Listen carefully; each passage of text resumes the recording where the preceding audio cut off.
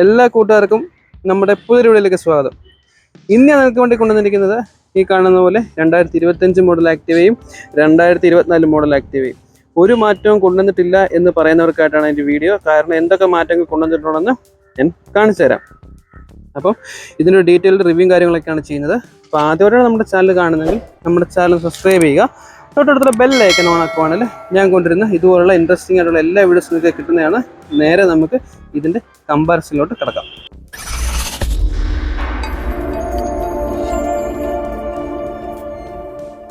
അപ്പം നമ്മൾ ഫ്രണ്ടിൽ നിന്ന് നോക്കുമ്പോൾ കാണുമ്പോൾ അപ്പോൾ കൂടുതലായിട്ട് ഞാൻ ഇതിൻ്റെ റിവ്യൂ കാര്യങ്ങളൊക്കെ ചാനൽ ചെയ്തിട്ടുണ്ട്. അതിൻ്റെ ലിങ്ക് എന്തായാലും കൊടുത്തേക്കാം. ഇപ്പോൾ കൂടുതലായിട്ട് ഞാൻ കിടക്കുന്നില്ല. ഈ തമ്മിലുള്ള വ്യത്യാസങ്ങൾ മാത്രമാണ് ഞാൻ ഈ വീഡിയോ ജസ്റ്റ് പറഞ്ഞു പോകുന്നത്. അപ്പം ഈ രണ്ട് മോഡലിലും ഞാൻ ഈ പറഞ്ഞ പോലെ ആക്റ്റീവ 110 2025 മോഡലാണെങ്കിൽ ഇതിൻ്റെ ഏറ്റവും DLX മോഡലാണ്. ഇതിൻ്റെ ടോപ്പ് മോഡൽ എച്ച് സ്മാർട്ട് വരുന്നുണ്ട്. ഇതിൻ്റെ താഴെ നമുക്ക് സ്റ്റാൻഡേർഡും കിട്ടുന്നുണ്ട്. ഇത് നോക്കിക്കഴിഞ്ഞാൽ ആക്റ്റീവ 110 തന്നെയാണ്, സ്റ്റാൻഡേർഡ് വണ്ടിയാണ്. ഇതിൻ്റെ DLX മോഡൽ നോക്കിക്കഴിഞ്ഞാൽ വരുന്ന ഒരേ ഒരു വ്യത്യാസം നമുക്ക് LED ഹെഡ്ലൈറ്റ് കിട്ടുന്നു എന്നുള്ളത് മാത്രമാണ്. അതുകൊണ്ടാണ് ഞാൻ DLX സ്റ്റാൻഡേർഡ് എടുത്തത്. സ്റ്റാൻഡേർഡ് എടുക്കാൻ ഒരു കാരണം കൂടെ ഉണ്ട്. ആദ്യം അതൊന്ന് പറഞ്ഞു പോകാം.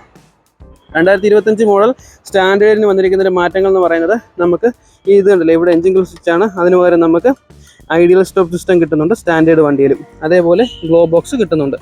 അതാണ് സ്റ്റാൻഡേർഡ് DLX തമ്മിൽ, അതായത് 2025 മോഡലിൽ വന്നിരിക്കുന്ന ഒരു മാറ്റം എന്ന് പറയുന്നത്. പിന്നെ LED ലൈറ്റ് വരുന്നില്ല, സാധാ ഹാലജൻ ബൾബ് തന്നെയാണ് നമുക്ക് ആക്റ്റീവ 110 2025 മോഡൽ ഇതിലും കിട്ടുന്നത്. പിന്നെ അലോയ് വീലും കിട്ടുന്നില്ല. അതൊന്ന് ജസ്റ്റ് കാണിക്കാൻ വേണ്ടിയാണ് ഈ ഒരു വണ്ടി ഞാൻ ഇപ്പോൾ കൊണ്ടുവന്നത്, അല്ലെങ്കിൽ DLX മോഡലിൽ കൊണ്ടുവരുന്നത്. അപ്പം നോക്കിക്കഴിഞ്ഞാൽ ഈ രണ്ട് വണ്ടിക്കും നോക്കിക്കഴിഞ്ഞാൽ ഈ ഒരു ഫ്രണ്ടിൽ നിന്നുള്ള ഡിസൈനിൽ ചെറിയ മാറ്റം വന്നിട്ടുണ്ട്. 2025 മോഡൽ ആക്റ്റീവ 110 LED ലൈറ്റ് ചെറിയ വ്യത്യാസങ്ങൾ കൊണ്ടുവന്നിട്ടുണ്ട്. ക്രോമിൻ്റെ ഫിനിഷിങ് കാര്യങ്ങളൊക്കെ കൊണ്ടുവന്നിട്ടുണ്ട്. നേരെ നോക്കിയാൽ ഇതാണ്, ഈ സെയിം തന്നെയാണ് LED ലൈറ്റും ആക്റ്റീവ 110 2024 മോഡലിൽ കൊടുത്തിരിക്കുന്നത്. ഇത്രയും വലിയൊരു ഡിസൈനാണ്. എന്നാൽ അതിൽ നിന്ന് കുറച്ചുകൂടെ ഒതുക്കിയുള്ളൊരു ഡിസൈനാണ് 2025 മോഡൽ വന്നപ്പം കൊടുത്തത്. ഇൻഡിക്കേറ്റർ രണ്ടും നോർമൽ തന്നെയാണ് വരുന്നത്, LED വരുന്നില്ല. കണ്ടില്ല, ആ കവർ ഹാൻഡിൽ നോക്കുമ്പോൾ അതിന് ചെറിയൊരു ഡിഫറൻസ് നിങ്ങൾക്ക് കാണാൻ മനസ്സിലാവും. ഫ്രണ്ടിൽ നിന്നുള്ള ആ ഒരു ഷേപ്പും കാര്യങ്ങളൊക്കെ സെയിം തന്നെയാണ് കൊടുത്തിരിക്കുന്നത്. രണ്ട് മോഡലിലും കണ്ടത് ഹോണ്ട എന്നുള്ള എംബ്ലോം കാര്യങ്ങളൊക്കെ സ്റ്റിക്കറിംഗ് ആണ് കൊടുത്തിരിക്കുന്നത്. 3D എംബ്ലോ കാര്യങ്ങളൊന്നും അല്ല. ക്രോമിൻ്റെ ഫിനിഷും ഏകദേശം ഒരേപോലെ തന്നെ കൊടുത്തിരിക്കുന്നു. പിന്നെ എടുത്തു പറയേണ്ടതൊക്കെ മാറ്റം വന്നിരിക്കുന്നത് നമ്മൾ ഈ കാണുന്ന പോലെ കണ്ടല്ലേ, ടെലിസ്കോപ്പിക് സസ്പെൻഷൻ രണ്ട് വണ്ടിക്കും വരുന്നുണ്ട്. അതുകൂടാതെ നമുക്കിപ്പോൾ അലോയ് വീലും കിട്ടുന്നുണ്ട്. 12 ഇഞ്ചിൻ്റെ അലോയ് വീലാണ് ഫ്രണ്ടിൽ കിട്ടുന്നത്. കാണുന്ന പോലെ നമുക്ക് ആക്റ്റീവ 110 2024 മോഡൽ കിട്ടിക്കൊണ്ടിരുന്നത് ഈ DLX മോഡലാണെങ്കിലും ഈ ഒരു വീലിലുമാണ് കിട്ടിക്കൊണ്ടിരുന്നത്. ഇതിൻ്റെ എച്ച് സ്മാർട്ടിൽ മോഡൽ മാത്രമായിരുന്നു നമുക്ക് അലോയും കാര്യങ്ങളൊക്കെ കിട്ടിയത്. അതും 12 ഇഞ്ചിൻ്റെ വീലാണ് ഫ്രണ്ടിൽ കൊടുത്തിരിക്കുന്നത്. അപ്പം പിന്നെ മെറ്റൽ ബോഡിയാണ് രണ്ട് വണ്ടിക്കും വരുന്നത്. ഇതിൻ്റെ ഫുള്ളി മെറ്റൽ ബോഡിയാണ് വരുന്നത്. ആക്റ്റീവ 125 വന്ന പോലെ നമുക്ക് ഫൈബർ ബോഡി അല്ല വരുന്നത്. ബാക്കിലും മെറ്റൽ ബോഡി തന്നെയാണ് വരുന്നത്, ബാക്കിലും വരുന്നത് ഫൈബർ ബോഡി വരുന്നില്ല. അതേപോലെ ഞാൻ ഇതിൻ്റെ റിവ്യൂ ചെയ്ത സമയത്ത് പറയാൻ വിട്ട ഒരു കാര്യമാണ്, നമുക്ക് ആക്റ്റീവയുടെ താഴെയായിട്ട് കണ്ടോ ഒരു DRLും കാര്യങ്ങളൊക്കെ ഹോണ്ട പ്രൊവൈഡ് ചെയ്തിട്ടുണ്ട്. ഇത് നമുക്ക് ഒറ്റ നോട്ടത്തിൽ ഈ ഒരു ഷേപ്പിൽ നിന്ന് നോക്കിയാൽ ഒരിക്കലും മനസ്സിലാവില്ല.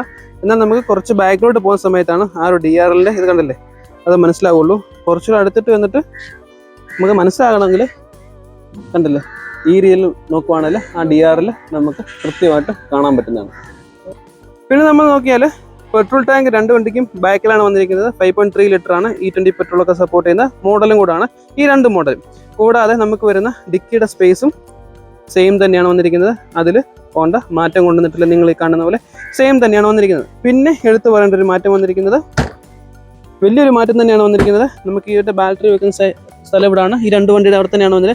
എന്നാൽ ബാറ്ററിയിൽ ഇമ്പ്രൂവ്മെൻറ്റ് വന്നിട്ടുണ്ട്. YTZ 4ൻ്റെ ബാറ്ററിയാണ് നമുക്ക് പഴയ മോഡലിൽ വരുന്നെങ്കിൽ YTZ 6 ആംപിയറിൻ്റെ ബാറ്ററിയാണ് നമുക്ക് ഇനി തൊട്ട് ആക്റ്റീവയിലെല്ലാം വരാൻ പോകുന്നത്. കാരണം ഇത്രയും വലിയ ഡിജിറ്റൽ മീറ്ററും കാര്യങ്ങളൊക്കെ വന്നുകൊണ്ട് തന്നെ അതിനെ സപ്പോർട്ട് ചെയ്യാൻ വേണ്ടി. അതുകൊണ്ട് തന്നെ എച്ച് സ്മാർട്ട് മോഡലിലും നമുക്ക് കുറച്ചുകൂടെ ഒരു അഡ്വാൻറ്റേജ് കിട്ടുന്നുണ്ട്. അപ്പം അതാണ് ഫ്രണ്ടിൽ വരുന്ന വലിയ മാറ്റം എന്ന് പറയുന്നത്. ഈ കാണുന്ന പോലെ അലോയ് വീല് DLX മോഡലിലും കിട്ടി. അതായത് ഇനി DLX മോഡലിൽ എച്ച് സ്മാർട്ട് മോഡലിൽ നമുക്കിനി അലോയ് വീല് കിട്ടും. ഇതിൻ്റെ സ്റ്റാൻഡേർഡ് മോഡലിലായിരിക്കും നമുക്ക് ആ കാണുന്ന വീലും കാര്യങ്ങളൊക്കെ കിട്ടുന്നത്. വീൽ സ്പേസും കാര്യങ്ങളൊക്കെ സെയിം ആണെന്ന് പറഞ്ഞു. പിന്നെ നമുക്ക് നോക്കുമ്പോൾ കാണാൻ പറ്റുന്നത് ഈ ഒരു ഭാഗം കണ്ടല്ലേ, കംപ്ലീറ്റ്ലി ചേഞ്ച് ആയിട്ടുള്ളൊരു ഇന്നർ കവറാണ് കവർ ഹാൻഡിൻ്റെ അടുത്ത് വരുന്നത്. ഇത് കംപ്ലീറ്റ്ലി ചേഞ്ച് ആയിട്ടുണ്ട്, പുതിയതാണ് വന്നിരിക്കുന്നത്. പഴയതിൻ്റെ ഡിസൈൻ എന്ന് പറയുന്നത് DLX മോഡലിൽ നേരത്തെ നമുക്ക് ഡിജിറ്റൽ മീറ്ററോ കാര്യങ്ങളൊന്നും കിട്ടുന്നില്ലായിരുന്നു. നേരെ നമുക്ക് ഇതിൻ്റെ DLX മോഡൽ കണ്ടില്ലേ, ഇതിൻ്റെ DLX മോഡലിൽ നമുക്ക് ഇനി തൊട്ട് ഈ കാണുന്ന പോലെ ഒരു TFT ഡിസ്പ്ലേയും കാര്യങ്ങളൊക്കെ കൊടുത്തിട്ടുണ്ട്. അതിൽ വലിയൊരു മാറ്റമാണ് ഈ വന്നിരിക്കുന്നത്. കണ്ടല്ലേ, ഇതിൻ്റെ എച്ച് സ്മാർട്ടിൽ മോഡൽ പോലും 2024 നമുക്ക് ഡിജിറ്റൽ മീറ്ററോ കാര്യങ്ങളൊന്നും കിട്ടുന്നില്ലായിരുന്നു. എന്നാൽ നമുക്ക് 3G ആ സമയത്തൊക്കെ ചെറിയൊരു ഡിജിറ്റൽ മീറ്റർ ഈ ഭാഗത്തായിട്ട് കൊടുത്തിട്ടുണ്ടായിരുന്നു. പിന്നീട് വന്ന മോഡൽക്കൊന്നും അവർ ആക്റ്റീവയിൽ ഡിജിറ്റൽ മീറ്റർ കൊടുത്തിട്ടില്ലായിരുന്നു. പിന്നെ 2025 മോഡലിലാണ് നമുക്ക് ഡിജിറ്റൽ മീറ്റർ കിട്ടുന്നത്. കണ്ടില്ല? അപ്പം ഈ ഭാഗങ്ങളെല്ലാം നോക്കിക്കോ. ഈ ഭാഗത്ത് അതേപോലെ ഈ ഭാഗം കണ്ടോ, ഇത്രയധികം ഡിഫറൻസ് ഈ ഒരു ഭാഗങ്ങളിൽ ഹോണ്ട കൊണ്ടുവന്നിട്ടുണ്ട്. സാധാ മീറ്ററിൽ നിന്ന് ഡിജിറ്റൽ മീറ്ററിൽ കൊണ്ടുവന്നു. സ്വിച്ചസിൻ്റെ കാര്യം നോക്കിയാൽ dim, bright, pass, indicator, phone, ഈ സൈഡിൽ സെൽഫ് വിത്ത് എൻജിൻ ഗ്രിൽ സ്വിച്ചായിരുന്നു വരുന്നത്.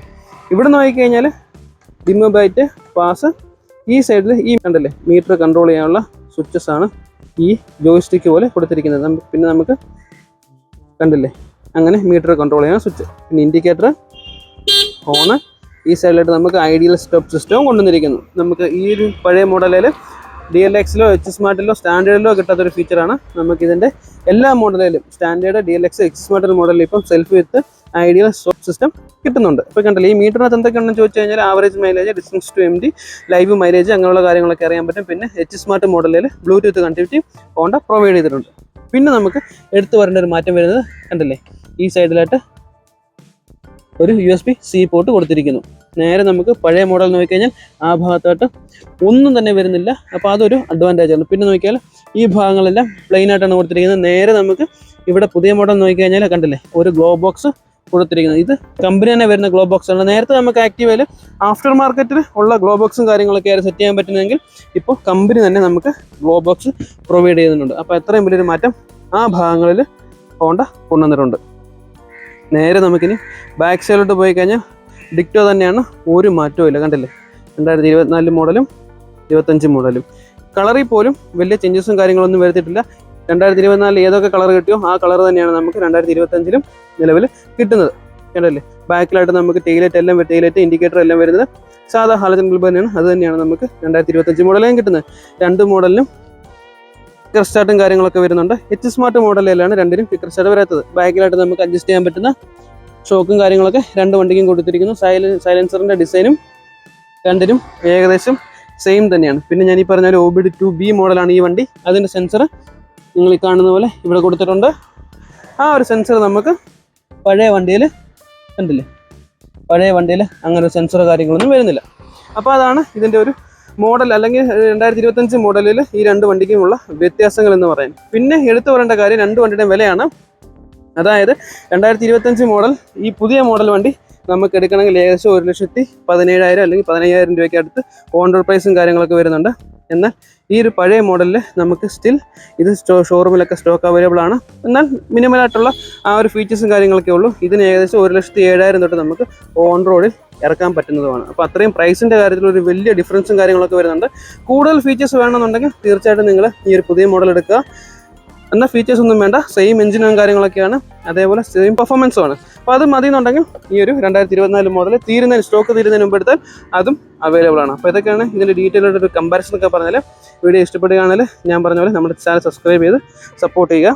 പിന്നെ നമുക്ക് ഇന്ന് ഈ രണ്ട് വണ്ടി നിങ്ങളെ പരിചയപ്പെടുത്താൻ തന്നിരിക്കുന്നത് കോന്നി മുത്തൂറ്റ് ഹോണ്ടയാണ്. അവിടുത്തെ എക്സിക്യൂട്ടീവ് നമ്പറും കാര്യങ്ങളൊക്കെ കൊടുക്കുന്നുണ്ട്. കൂടാതെ ഈ വണ്ടിയുടെ ഡീറ്റെയിൽ റൈഡിംഗ് റിവ്യൂവും കാര്യങ്ങളൊക്കെ ചാനൽ പോസ്റ്റ് ചെയ്തിട്ടുണ്ട്. അതിൻ്റെ ലിങ്ക് താഴെ കൊടുക്കുന്നുണ്ട്. ഞാൻ അടുത്തൊരു വീഡിയോയിൽ കാണുന്നതിന് വരെ ബൈ.